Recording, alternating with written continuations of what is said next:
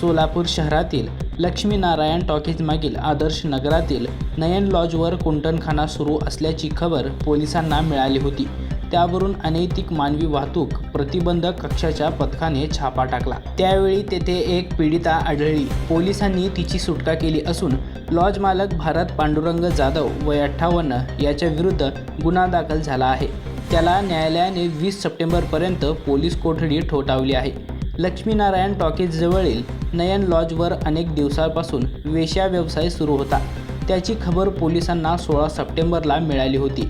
त्या माहितीवरून वरिष्ठ पोलीस निरीक्षक धनाजी शिंगाडे यांच्या नेतृत्वातील पथकाने बनावट ग्राहक पाठवून त्याबद्दल खात्री केली। त्या ठिकाणी एक पीडिता होती। तिच्याकडून वेश्या व्यवसाय करून घेऊन लॉज मालक भारत पांडुरंग जाधव हा त्याची उपजीविका भागवत होता। त्याच्या विरुद्ध अनैतिक मानवी वाहतूक प्रतिबंधक कायद्यानुसार गुन्हा दाखल करण्यात आला आहे।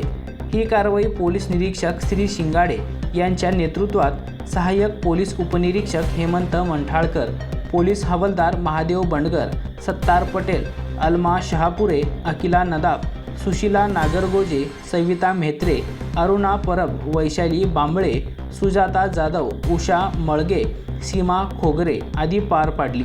नयन लॉजचा मालक भारत जाधव हा अनेक महिन्यापासून अवैधरित्या कुंटणखाना चालवत होता। पोलिसांनी छापा टाकला तेव्हा तेथे एकच पीडिता सापडली। पोलिसांनी अधिक चौकशी केली असता लॉज मालकाने त्याच्याकडे वेश्या व्यवसाय करणाऱ्या महिलांचे फोटो मोबाईलमध्ये काढून ठेवले होते। ग्राहक आल्यावर त्यांना तो फोटो दाखवत होता आणि ग्राहकांना जी महिला पाहिजे तिला बोलावून वेश्या व्यवसाय करून घेत होता, अशी माहिती समोर आली आहे। पोलीस अधिक तपास करीत आहेत।